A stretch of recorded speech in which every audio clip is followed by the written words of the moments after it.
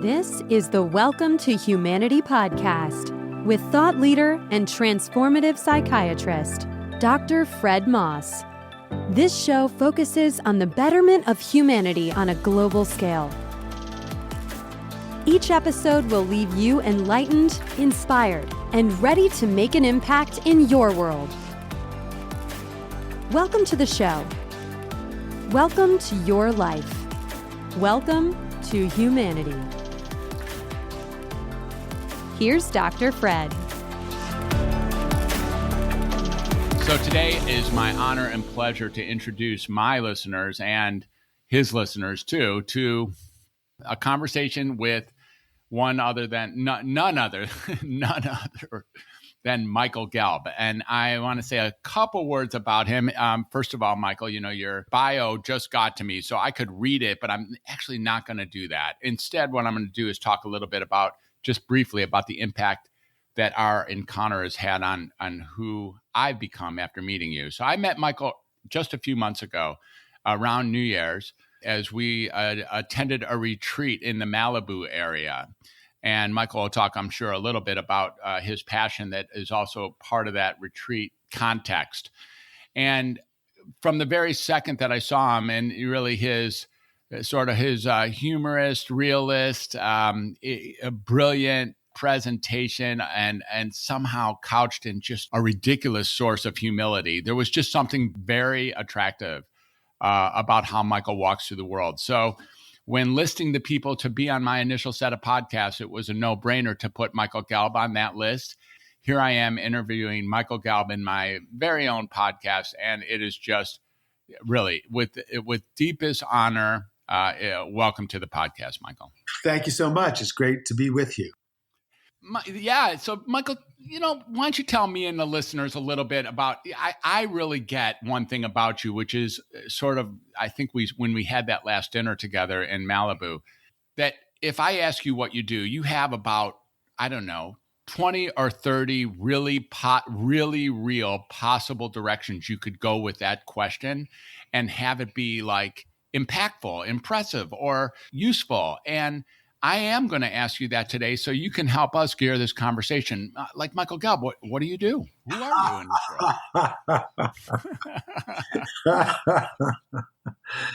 world? So I guess I could choose to respond from any one of those 20 or 30 various perspectives rather than attempting to give an overview of all of them, which might take up all the time of our conversation. So that's the point. It's complex, it's thorough, and it's somehow unified with each other because after all, they're all you. So which one do you want to pick up, including the overview? Any of them are possibilities, Mike. Hey there, it's Dr. Fred. Before we dive into today's conversation with my good friend Michael Gelb, I just want to take a minute to let you know that I just finished putting together the audiobook version of my soon-to-be released book called The Creative 8. This book teaches a surprisingly simple method for healing that utilizes creativity and self-expression as its primary modality. And as a listener to the Welcome to Humanity podcast, I just want to offer you a completely free copy of this audiobook as a thank you for listening to the show. All you need to do to get this copy is go to welcometohumanity.net/creative. I've used this Creative 8 methodology in both psychiatric patients and coaching clients alike for the past several years, and I'm getting fantastic results. The best thing is it takes less than 5 minutes per day to implement, and it really works, no kidding. I know you're going to love it, so go ahead and download the audiobook. You'll find it at welcometohumanity.net/creative. And now let's get back to our conversation with Michael Gelb. Well, why don't we start with one very simple, practical one, because it did create the framework, the context for our meeting. One of the roles I play is as a teacher of the Alexander Technique. It's what I first really focused on doing as a profession. I trained for 3 years as a teacher of the Alexander Technique in London from 1975 to 78. And of course, around the same time, I was also working on my skills as a juggler. And I applied the Alexander Technique to improve my juggling ability. And that led me to appearances with the Rolling Stones and Bob Dylan, and to years later writing a book called Lessons from the Art of Juggling, as well as my first book, Body Learning, An Introduction to the Alexander Technique. So what ties that all together is a lifelong interest in how to learn, how to have fun. Yeah, I guess so. And the exploration of the nature of the self, the mind, the body, the emotions, the spirit, and how all that fits together. So, Michael, you have effectively hit on about 12 of those 20 or 30 in your last like few sentences to describe who you are. And there's so many different places that I know my listeners and certainly me could go down in exploration. You know, like for me, it's really, really like compelling to head down the Rolling Stones Bob Dylan line. Or there's this idea of, wait a minute, Michael, juggling and Alexander technique. Or there's like, oh, most of my listeners, you and I know, probably either don't really know what the Alexander technique is or have a notion of it that may or may not be as, I mean, why would a man like you, a man who is so, global, or at least has explored so many parts of life, how is it that the Alexander technique, of all things, stays on the front edge of who you are? What is that? Yeah, well, it's wonderful that one can study something and continue to have the experience of beginner's mind more than 40 years after beginning that study. And that's the nature of disciplines like the Alexander technique or any one of the great traditions of meditation or martial arts, which I've also studied quite intensively over the years, or any of the arts, music, dancing, poetry, writing. These are endless sources of exploration, learning, and discovery. Alexander, the art that he developed was art of integrating, coordinating. He called it the use of the self, the mind, the body, the emotions, to work in harmony. And that was something that I was fascinated by, just for general philosophical reasons, but also personally, I was always interested in how to have that sense of feeling connected and whole and balanced in myself.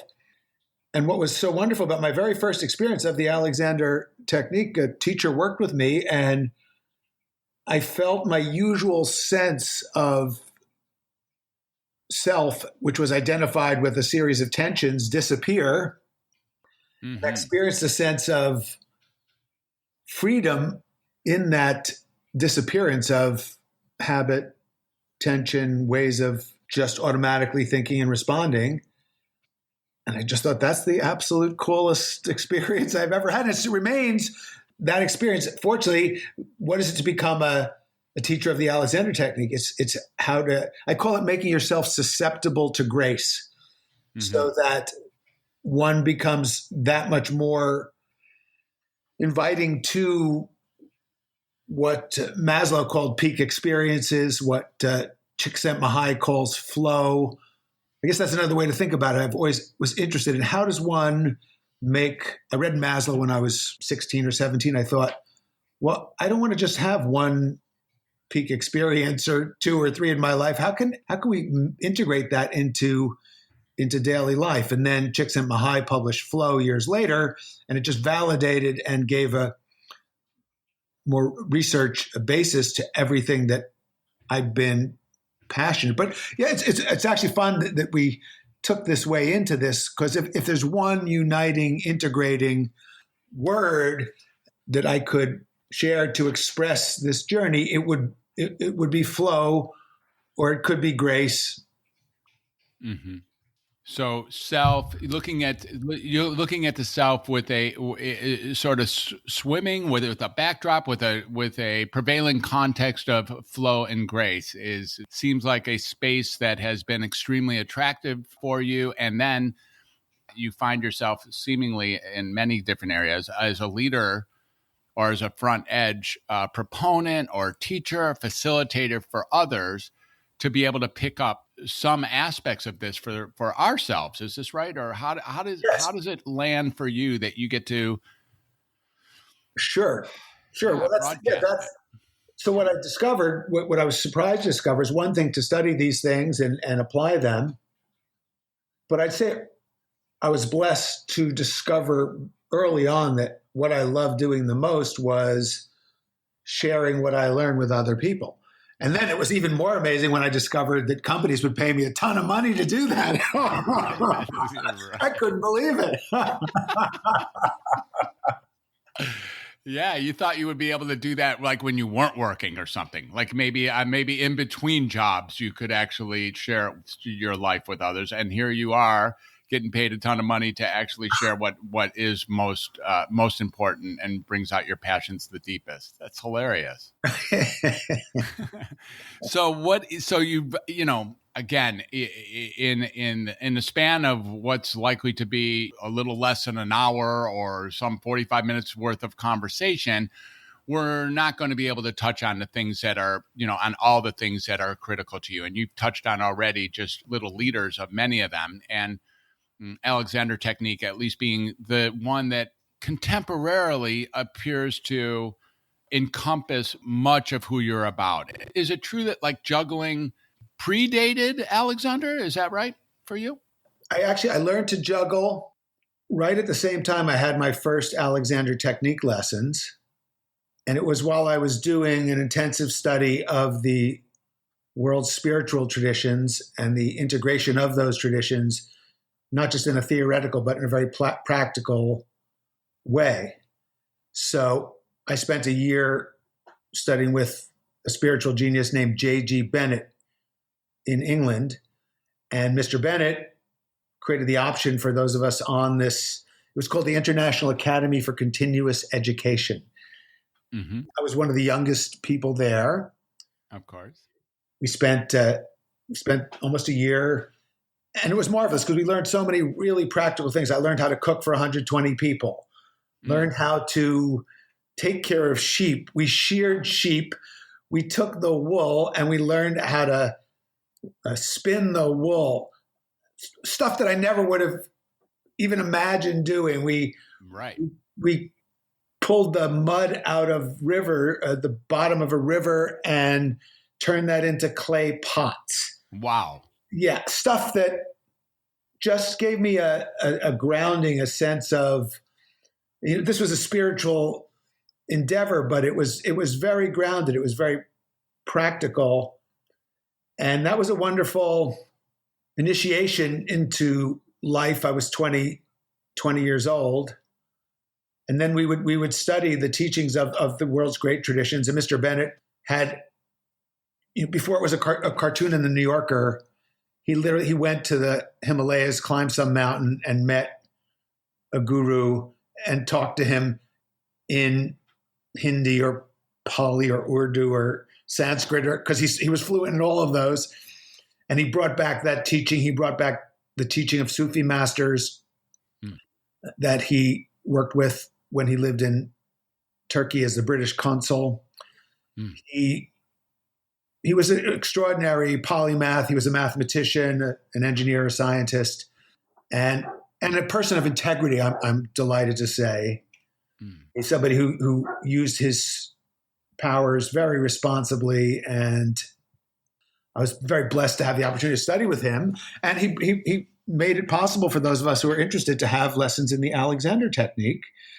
And when I had that very first lesson, and I had that sense of freedom, I said, oh, this is a way this is a path to take these universal teachings, the perennial philosophy, as Aldous Huxley called it, and apply it in a framework of integrating and healing oneself and helping others find integration and healing. So really, even though I've done lots of other things since then, and they're all integrated around that passion, which continues. I really truly find that amazing. Let me see if I can unload what part of this is so interesting for me. I have dabbled in a number of different growth and development, spirituality, just dabbling, just really slight dabbling often in between my job as a doctor, I found myself exploring those things. And Alexander Technique for me was one of a few, things that I tripped into or was led to or agreed to try or, give it a go. And, I have it as, sort of like, oh yeah, one who explores philosophies or explores religions. Like I've had tastes of I don't know which one is more important than the other. I've had multiple different flavors of this type of category. And the Alexander Technique, until I got to this retreat in Malibu, really was one of many sort of significantly powerful, impactful tools to make my life more worthwhile than it would be without it. Something like that. Yeah. I really do get sort of a bird's eye glimpse of what, having had just a couple conversations with you, of all the many, many, many, many things that you have been lucky enough, fortunate enough, found people you've met, things that you've explored, things that you've studied extensively, places that you've lived, partners that you've had, projects that you've created, books that you've written, talks that you've given, courses that you designed and then created and then implemented super successfully. All of those things, Michael. Really serious. Did I say anything that wasn't true, Michael? Let's. No. Just okay. So, in the face of all of that, the idea that the thread that comes out the high end is Alexander Technique is like stunning. It's a stunning truth for me. Like, holy cow. It lasted through. It not only lasted through, it grew in its own right as being sourceful for you as you even take on today. It's extraordinary. No, that's true. And it's partly because Alexander was a genius. He was a true genius. And what he did, first of all, it's not like anything else. It's unique. And as you know, until you really experience a lesson from a skilled, well-trained Alexander Technique teacher, it remains somewhat theoretical. It's wonderful to read about it. I wrote my master's thesis about it, and it got published as my first book. And really, I was motivated to write the thesis and then turn it into a book because it's the book I wish I had when I was asking people, what is this? Mm-hmm. and that didn't exist. So that's what led to writing Body Learning. Mm. And what Alexander was able to do has become more and more apparent to me is in all my other studies, mostly of Eastern disciplines. So for many years, I trained and taught the martial art of Aikido. And I've also trained and taught and still teach Qigong and Tai Chi or Taiji. And the essential wisdom of these extraordinary disciplines is all there in the Alexander Technique. That's amazing. Moreover, what was really fascinating for me when I was particularly passionate student of Aikido and I made a goal to get my black belt very quickly, what turned out to be faster than anybody in the history of my school. And you're not supposed to want to do that. And you're supposed to not be attached to it, but I was. Thanks for coming clean. and I actually did it anyway, even though you weren't supposed to be allowed to do it. I just did it anyway. And oh my goodness! But the secret was, it was just applying the Alexander Technique while people were trying to hit me. Interesting. And it's the same. It's how I accelerated my ability to learn and teach Qigong and Taiji, and now I co-teach with extraordinary masters of those disciplines. And I bring, so what it is Alexander, when I think about it, it was a Western, scientifically derived, not science in some university laboratory, but in the laboratory of life and trying to solve a real problem, the kind of patient, careful, thoughtful, scientific observation, in this case, applied to oneself, allowed Alexander to discover in a very down-to-earth way the practical principles that allow us to optimize our performance, to experience flow, to transform stress. And that's why it's taught to this day at the Juilliard School, the Royal Academy of Music and Drama, because people who earn their living by performing especially performing something that is being wild. It's amazing what the criticism that musicians, that singers, that actors live with, because you're up there on stage. If you're a singer, my wife's a phenomenal mezzo-soprano. She sure is. But she knows that every note she sings in public is being looked at through a very critical lens. And her job is to get herself out of the way and let Mozart come through, or let Bach come through, or let Gershwin come through. And that's what happens. So, I met her because when she was at Juilliard, she was studying the Alexander technique. It's part of the curriculum. And her teacher, her Alexander technique teacher, gave her a copy of Body Learning. And she came on the seminar where we met 15 years ago, actually 16 years ago now. And so that's how we wound up meeting. And basically, we've pretty much been together ever since. Awesome. That's just terrific. And I was, as you know, I was fortunate enough to meet her with you on that weekend. She's completely lovely and graceful and supremely talented with a voice that, rocks the world. So it's just makes a lot of sense to see how the two of you are dancing together. So thanks for that as well. You've touched on it a couple times, so I've been telling. So let's talk a little bit about body learning. Tell us a little bit about how this thing, this body learning, how it's unfolded, and the impact that you, even as its writer, its creator, might see that it's had on the world around you. Not to mention, of course, areas of the world that are affected by that book or that way of thinking that you don't even know about as the writer, because you're just too many ripples away from it.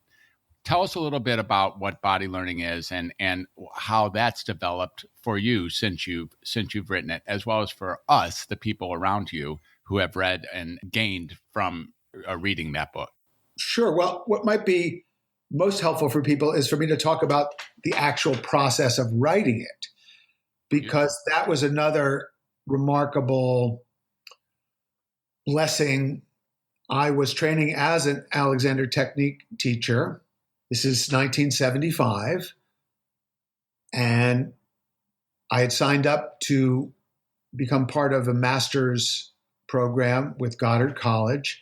And the great thing about Goddard is they encouraged us to design our own curriculum and come up with our own ideas. Genuine encouragement for creative, original thinking. So I was passionate about the Alexander technique.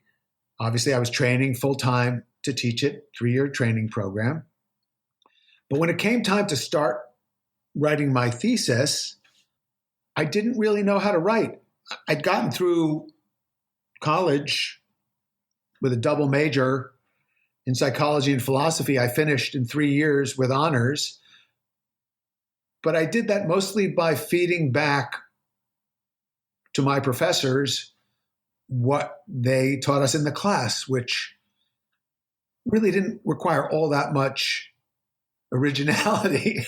That's why I was partly tendency to accelerate ahead of others and just kind of do what needs to be done to get done with things with even greater velocity. It appears that that's one of your tricks of the trade here.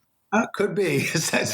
Now that you mentioned it, I suppose that my mother would probably agree with you, since All right. Well, back to body. Now that we've identified a core personality trait. Yes, definitely.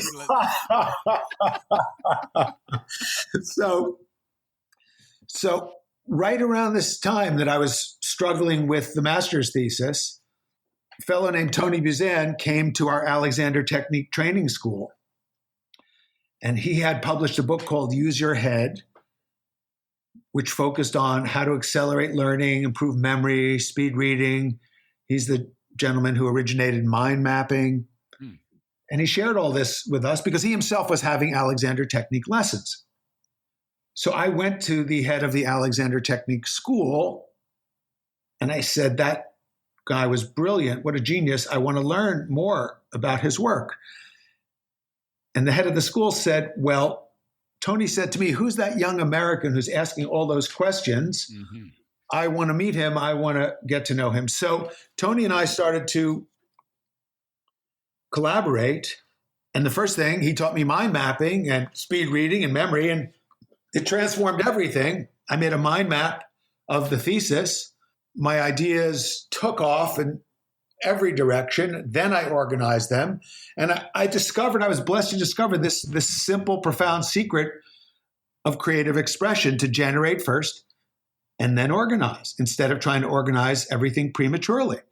So it was a tremendously liberating experience. And I wrote the thesis out longhand. That's just what ancient history this is. Mm. And a friend of mine typed it up, sent it in to my thesis advisor, who said, I've never seen a student's writing improve so much in the course of my academic career. He said, it's as though you found your true voice. Mm. And I was blessed to do that through learning mind mapping and the other disciplines that Tony taught. And fortunately, Tony liked my approach to teaching the Alexander Technique. So I worked with him. I became his Alexander Technique teacher and also his juggling and martial arts instructor. And that led us to begin to work together. We designed a 5-day seminar called the Mind and Body Seminar. This is in the late 1970s. And he had all these connections with these business people. And I found myself doing corporate seminars for C-level executives from multinationals all over the world. Mm. Meantime, as a result of learning mind mapping and applying it to the project, to the thesis, which became the book, and discovering my voice, I realized that I could write. So that I said, why not do that again? So that's led to all these other books. Interesting. Thank you for the process of what it took to write the book. And now for those who would just pick up the book and not know all the backstory of the author's own development while writing, or even in preparation for writing the book that you just described, what is it about the content or the context of the book that you would like to bring forward to my listeners? Thank you for asking that. I'll tell you, because I'm working on creating an e-version of the book to make it more accessible. Because fortunately, I actually own the e-rights, because we signed the contract so long ago, there was no such thing as e-rights. Yeah, for sure. That's right. But in doing that, even though I want to update it, I want to let people know all the research that's taken place in the 42 years since I actually wrote the original draft of the book. And I want to, for example, help people learn more about how to learn it remotely, because there's a lot of lessons going on Zoom. Really? Mm-hmm. Teachers have to get more skilled in teaching without actually using the wonderful touch, which is the most unique and magical thing about Alexander's work. I don't think that'll ever be replaced, even with super virtual reality technology that's soon to be available to all of us. But my answer to your question is that I'm leaving the original text the same. Mm-hmm. And the reason is that it expresses an earnestness that I had and still have, but it was just a sort of pure quality of earnestness that comes through. So even though I might say some of it differently now, I'm going to leave it the way it was. So what you'll get in body learning is the earnestness of the voice of someone learning. Let's just start with the very first principle of, I call them the operational principles, learning this powerful principle that when you get it, really can change everything. And that is the principle that use affects functioning. Use affects functioning. And the corollary of that is we have a choice of how we use ourselves. Mm-hmm. So remember I said before, Alexander's book, The Use of the Self, we tend to not necessarily think that we have a choice about how we use ourselves, but we do, and it really does affect our functioning on so many levels.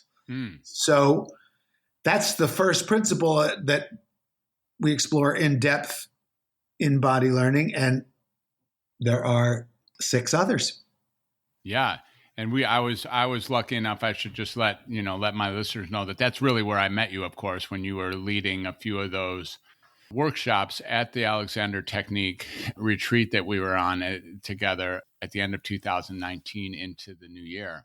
I am fascinated and somehow reverent. I find myself reverent to this idea of rewriting your own book and choosing not to change the original text. There is something eternal about that decision. Like the words preceded you writing them and are not subject to your editing 40 years later. Perhaps the context that it swims in can be described such that it's more applicable to the present day. For instance, virtual reality touch variants that won't replace the original touch, but will be remarkable in their own right, do not change the core text of what body learning had to say about the masterful work that Alexander put forth. Well said. Well said. And so, yes, I will add a new introduction. I will add sections after the original text. But you're right. For just those reasons, the original will remain pristine. Just great. I'm guessing that Bob Dylan probably wouldn't rewrite Subterranean Homesick Blues. And I'm also guessing that, Mick Jagger's not going to write Under My Thumb in using different words for the times. There's something about those things that, span the tincture of times and are uneditable. And so I appreciate what you're saying. Since we've touched on it a few times, entertain us with a little bit about the interface you had with Mr. Dylan, Mr. Jagger, and what's going on with that. Sure. Well, I mentioned how I learned to juggle and decided that I would use juggling as a means of testing out the efficacy of the Alexander technique in terms of measuring my ability to learn something challenging. And it worked. I improved my juggling skills dramatically, started to perform at children's parties. I used to work at a club called the Beefeater by the Tower, where I would welcome guests for the evening by juggling as they entered. And I would pretend I was English. I'd make up this very silly English accent, because mostly Americans coming over, and I would say, "Good evening, lords and ladies. Welcome to the Beefeater by the Tower." And then I'd take them to their place and I'd say, "Have a great time, folks." Say, "Hey, you're American." I'd be juggling. So that was my actual employment while I was training as an Alexander Technique teacher, as well as doing children's parties and juggling in Portobello Road. We had an act. We used to juggle on the street. My buddy, his name was Tim Timberlake. He was the science editor of Reuters at the time, Southern gentleman. One day we were practicing in Hyde Park on a Sunday, And a fellow approached us and said, I am the tour manager for the Rolling Stones. There's a concert series with a carnival theme. Would you guys like to juggle in Earl's Court tonight with Mick and the Stones? We'll pay you £50. Wow. Well, that was an easy, sure. Yeah, I think so. Let me ask my people about that. I'll get back to you. I got it. So there we were. That night we were on stage in front of thousands of screaming fans. Wow. And that went well. So we got invited to be part of all of the concerts in London and then the Knebworth Rock Festival with hundreds of thousands of people on a stage shaped like Mick Jagger's mouth. We went out to the tip of the tongue to juggle. Wow. In front of a vast ocean of denim and hair. Wow. And of course that then led, they needed jugglers for the Dylan tour. So they brought us back for that. And the funny thing is, I was more of a Beatles fan than a Stones fan. Mm. And I knew Bob Dylan was a genius, but I could never really understand what he was saying. Right. Right. But I got a few of my friends into those concerts, including Michael Frederick, who you met, still remains the organizer of the Alexander Technique seminar that we go to every year in Malibu. And Michael is still grateful to me to this day. He said, man, you got me in to see the Stones. You got me in to see Dylan. I'll never forget that. That's so great. That's so great. So, yeah, I totally get that. This is well, what tour was that, by the way? What year are we talking about with the carnival theme? Is this like Her Majesty's? What is this? I have to look it up. It was sometime 76, 77, 78. That's when that was the year I saw the Stones for the first time, was in 76. So that's interesting. I wonder if I might have seen you. Were you traveling around touring all over? I saw them. No, we were just in London. We just did the shows in London and then the Knebworth Festival. Cool. Very, very cool. All right. Well, let me ask, I have a couple more questions for you that I think will, let's see how you land on these. Is there, given all the people you've met, and Lord knows you've met a chunk of people on the planet, is there anybody in particular? You've mentioned a few, and I guess you didn't meet Mr. Alexander, but is there anybody who you presently sort of emulate, idolize, use as a role model, a guru? Is there one person, or is it just a crew of people that you look up to or become a disciple of, or maybe just a student of? Is there one person that when asked this question, you're like, well, I really should say this person's name, that comes to mind? It's okay if there isn't, by the way. I'm just curious. Well, as you are imagining, there are quite a few, but Leonardo da Vinci is one that I've probably spent the most time and energy exploring, understanding, and translating to make his teaching accessible to the world. And you wrote a book about that, am I right? It's called How to Think Like Leonardo da Vinci, 7 Steps to Genius Every Day. And then I wrote the How to Think Like Leonardo da Vinci workbook. I wrote Da Vinci Decoded, Discovering the Spiritual Secrets of Leonardo's 7 Principles. I made an audio program called Work Like Da Vinci. I made a musical album about the Da Vinci principles. So, yeah, I've gotten into it. Is that your most recent work, Michael? Is that what are you always unfolding that, or is this complete or incomplete? Are you in process? Is there something? What can you tell my listeners about where you are with all that? Well, How to Think Like Leonardo da Vinci came out in 1998. It remains my biggest global bestseller. Thank you, Leonardo. Mm-hmm. I'm working on a video program now to bring the teachings to life in that medium. We're going to release it soon. Mm-hmm.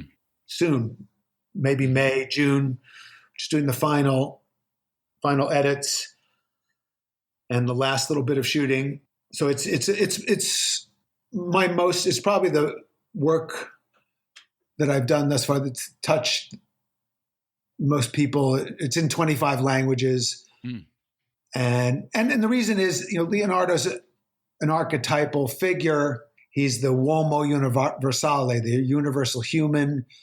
He's a global archetype of human power and potentiality. And he wrote all these notebooks. So what I did was ask the question, what's he trying to teach us? And then I translated it into contemporary terms and made it accessible and practical so that people get a feeling that they can have Leonardo da Vinci as their mentor. That's great. I want to ask about a sort of a place here, the quiet space. I want to ask if you can speak to this. I imagine a very quiet space of translating Da Vinci's, obscure, undiscovered notebook writings inside of the context of what is he trying to teach, using all the principles from martial arts and Alexander and growth and development, like whatever it is, when you open up that next page and actually learn what it is that Leonardo was trying to teach personally now, before translating it for all of us, before using your superpower to bring it to the world around you. I really would love to know the experience of the discovery of Michael Gelb upon getting something intricately, hidden in the writings, or maybe not necessarily hidden, but Sure. not yet discovered. What is that? Well, I love that question. And there are a number of ways we can approach it. Part of it is that my grandmother was Italian. She was a painter. And she's the one who told me about Leonardo. So I had this childhood sense of this remarkable character. And like most kids, I also was fascinated by superheroes, Superman, and so on. But as I got older, I realized Leonardo was real. So I always had a deep sense of connessione with the maestro. There's a very practical side to how I began really immersing myself in this project.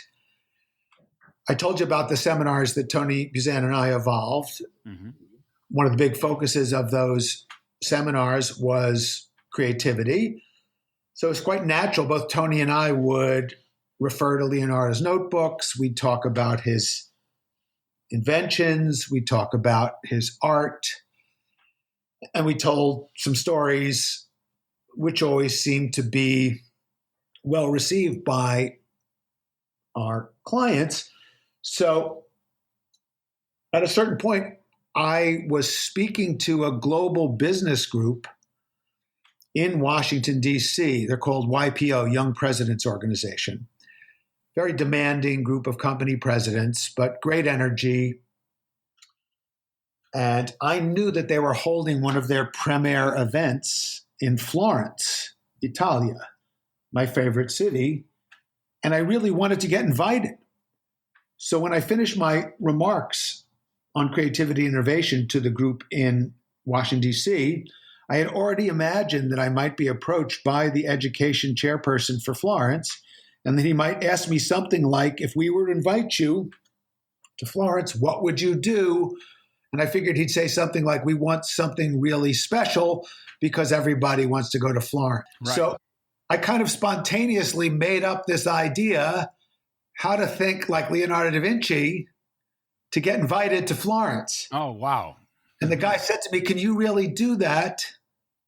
And I said, sure. And that, it was one of these things. How was I going to do it? Right. Mm-hmm. And go deliver it in front of this demanding group of company presidents who would chew you up and spit you out in 2 seconds if there's not real depth to what you have to say. But it was great because my grandma seeded my soul with this, and it was part of my destiny to go on this journey, which I literally did. I went to Leonardo's birthplace, the place he died. I walked his footsteps. I reread the notebooks. I met the Da Vinci scholars. I meditated in front of his works. I started dreaming about him. And from those dreams, the principles emerged and the book flowed forth. So Have you ever met Jean Houston? Do you know Jean? She's a anthropologist who was a primary student of Margaret Mead. Mm-hmm. So Jean traveled the world with Margaret Mead, and she didn't just study various cultures academically. She became initiated as a shaman in many of the world's cultures. And she's a remarkably powerful, transformational genius character and author. And I've been lucky to know her for many, many years.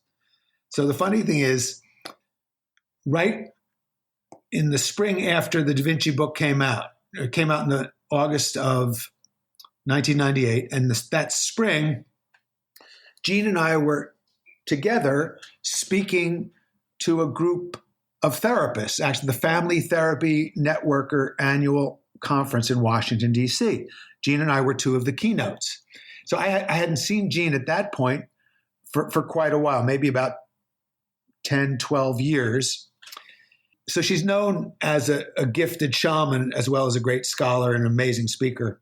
I hadn't seen her, but she kind of stole up behind me and whispered in my ear, and she said, "Leonardo is very pleased with you."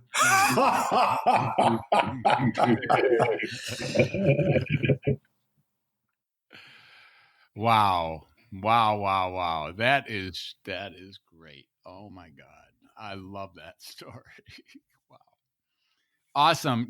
I think you might not know this, but our listeners now do, is that in that story, in that recollection of how you created this, the interfacing of your created future not yet realized, in fact, no idea how it's going to happen, in the backdrop of the YPO, ready to burn you at the cross, and then having your grandmother having seated you with all of your hopes and dreams, as well as the reality of this Leonardo character, even in the face of Clark Kent and Adam West. Like, you really get that there was an extreme urgency for you to create something that has not ever been done, and following through on those dreams to the point of getting the confirmation from Jean Houston. And, there's just something about, now we see how Michael operates. Now there's something even us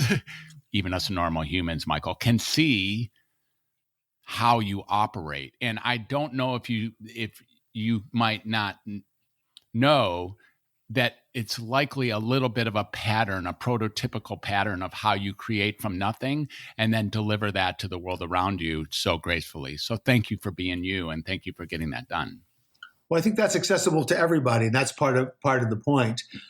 That's part of my mission, is to help people realize how they can connect with that unlimited source of creative power and then translate it through their own special gifts and talents and aptitudes. Awesome. Just great. Super cool. Okay. Let's see. We could go on, and maybe we should, in fact, schedule another conversation in the near future. But I think at this point Michael, there's going to be a lot of people who listen to this, probably everyone who listens to this, who's at least interested in keeping an eye out on you, or keeping, maybe learning from you, or learning with you, or watching you, or learning about you, or like knowing a little bit about what you stand for, or maybe the things that you stand for that they now want to learn about, those kinds of things. So if someone wanted to contact you, or someone wanted to get in touch, or at least be able to follow you, do you have any ideas for us on how we would proceed in that direction? Sure. So first, michaelgelb.com, Gelb, michaelgelb.com. If people go to michaelgelb.com, sign up for our free newsletter, and we'll keep you apprised of where I'll be and how to come and study if you want to join in on one of the seminars, the public offerings. We send those out about once a month or so, and we usually include some sort of inspiring article. The most recent blog article that we sent out with michaelgelb.com was on Leonardo da Vinci's advice for dealing with a pandemic. Wow, really? Yeah, which he lived through multiple times, Wow. and much Wow, more wow, wow. severe than anything we're going through. And part of why the Renaissance happened was Italy's response to the Black Death. So we're while we're helping Fascinating. inspiring others to get through this difficult time. And Italy, and after all, Italy being on the front edge of this particular pandemic experience as well. Fascinating. It's there's a historical trend here, but the Italians literally they created the greatest flowering of art, the birth of science, exploration, the very being of Leonardo, Michelangelo, Galileo, Machiavelli, Wow. Raphael. Wow. This all was because the plague leveled society. It opened people to think in different ways. And there was this amazing flowering of innovation and exploration and the birth of science because people wanted to figure out how to protect themselves. So we're already seeing people innovating in response to the pandemic that we're dealing with now. And so the principles of Leonardo, one of the other themes that you've noticed, why do I love the Alexander technique? Why am I as passionate about it now, if not even more so than I was 40 or 45 years ago? Because they're universal principles. Same thing with the teaching of Leonardo. And I'll tell you one of my personal mottos, and I'm going to tell you the real motto, and it's either universal truth or it's bullshit. So anyway, so people can go to michaelgelb.com, get the free newsletter. People can also go, I do executive leadership coaching. I work with people one-on-one. And if people are interested in that, they can go to my other website, which is healingleader.com. That's healingleader.com.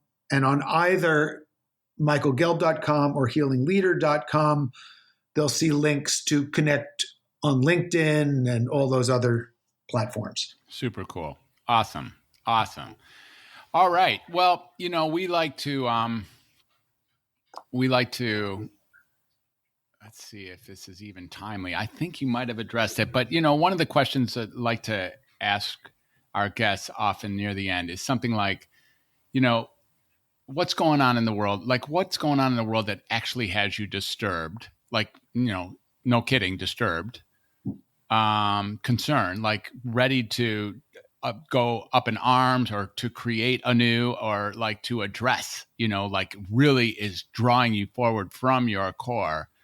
If you had to name one thing, I mean, there's some obvious ones, but I wonder if you have one that's uniquely you. And it's okay if you don't, by the way. Go ahead and name one of the obvious ones. But is there something out there that's, really tweaks you about how the world is unfolding right now? Well, I'd say there's always something. There seem to be a number of particularly egregious ones at the moment. They're so obvious, I don't think they need to be named. My focus, though, is to utilize whatever flagrant disregard for the well-being of others. I mean, that's obviously can tweak me more than tweaks me. It outrages me. There's outrage. There's always plenty of outrage to go around, even in the most quiescent time. Whatever's going on, there's enough unnecessary suffering that if one focuses on it too much, one will be consumed. So there's our circle of concern. So what you're asking about is what's my circle of concern, and it's pretty obvious. It's probably the same as everybody else. No real different. What my circle of influence is where I use my circle of concern. I note it. I attune to it. Sometimes it gets to me. Absolutely, I lose it. But the idea is how quickly can I get it back? And the it that one is getting back actually never leaves one, and it is that the ground of being. The sense of a timeless inner resource. And all these disciplines, Alexander, Tai Chi, Qigong, walking in nature, so many, listening to music, all ways for me of remembering the self. And the self is not a separate self. It's the self which is the source, the heart of awareness, that is the same for everyone. Mm-hmm. In our stories and the way we might answer questions and our styles and our personality typologies and our dramas and our relationships, we're all really different. And viva la différence. It's fascinating. Mm-hmm. In the core of our being, we are one consciousness.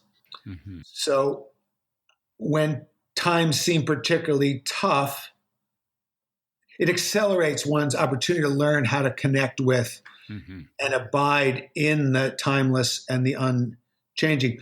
And when one is connected to that sense, when it's experience, we're always connected to it, but when one is aware of it, it's not an escape from dealing with the problems and the challenges. It's actually maybe the ultimate, most profound secret of letting higher wisdom and real creativity come through you. Thank you. Awesome. All right. Well, we've come to an end, I think, of at least this is a good drop-off point, and it's or tapering, I should say. I'm going to think a lot about this last set of statements you had, and I think I really feel affected, and I'm sure that's shared among the people listening. So thanks again. Who we've had on today is Michael Gelb, and now you can see that describing this man isn't simple. And but that's at some very real level, he is simple. There's something really human and authentic and present in who you are, Michael. There's something that you have that I can only guess that from your perspective you don't quite know the level of light that you shine on the people around you that is exquisite and unique and called for and just lovely and attractive. So again, I thank you for being you. And it is with reverence indeed that I feel so fortunate to have had this conversation with you today and then share it with others. What a gift of present day technology that probably wasn't there exactly during Leonardo's time. Well, he did predict it. He did say that someday we would be able to talk to each other around the globe instantaneously. That's what's happening right this very second. Pretty cool. So thanks for being on. Welcome to Humanity. I mean, we have an excellent example of humanity, and I hope this conversation moved you in ways that leaves you more powerful, even more powerful than you were when you arrived to the conversation. There's lots to do. And then there's just this sense of self. There's just this sense of core, the unchanging, the eternal, the things that we can tap into, each and every one of us, because actually we're already there. And I think Michael has helped us really dance around that and point to it during this conversation. I've had just a splendid time talking to you, Michael. Thanks for being on we call it Global Madness Podcast still, but it seems to be morphing. Like Global Madness used to be a futuristic idea, but now it's like a has-been yesterday's news idea. So we're changing it to Welcome to Humanity. It's like, oh, darn, it came faster than we thought. So we're going to change it to Welcome to Humanity. So you're in that transition. Welcome, and thank you for being on the call. I look forward to future contacts. As said in January, I just think, I think we owe it to each other to keep dancing, keep talking, keep exploring together. It's just lovely. Thanks for being on the call, Mike. Yes. Thank you. All right, you're welcome. Check you on the next side. Michael Gelb's been on the call, and have a good life. Have a good life. Hope all is going well, because if it isn't, well, you need to just take another look, and it really might be going better than you think. Be good. I love you. Bye for now. Thank you so much for tuning in today, and I really hope you enjoyed that as much as I did. You know, one thing I really, really love about my interview with Michael Gelb was just tapping a little bit on what kind of life this guy has lived and who he is now, and his commitment to just advancing humanity, and his commitment and joyousness in being in the present moment. I really, really hope you enjoyed it half as much as I did. While you were listening, maybe you thought of a person or two that you thought would really benefit from listening to this episode. Go ahead and reach out to them now and invite them to listen and to subscribe to the Welcome to Humanity podcast. And then, speaking of subscribing, I'd like to ask you a favor that is maybe a little small in effort, but would have really big ramifications in terms of impact. Could you please take a minute and just hit the subscribe button on your podcast player? For that, you'll get the latest episodes as they become available. And second, if you appreciate what we have here, if you've enjoyed our conversations, just take about 3 to 5 minutes and leave a nice review on Apple Podcasts. As it turns out, subscribes and reviews are the two major ways we can reach our listeners with the Welcome to Humanity podcast. And if the conversations we're having are contributing to your life in any way, please consider paying it forward by subscribing and leaving a review right now. I and my listeners would be truly grateful for your support. Also, to catch up on any of the past episodes you might have missed, head on over to welcometohumanity.net/podcast. So until next time, this is Dr. Fred, and this has been another wonderful episode of the Welcome to Humanity podcast. Thanks for listening. Have a beautiful day. We'll see you on the next go-around.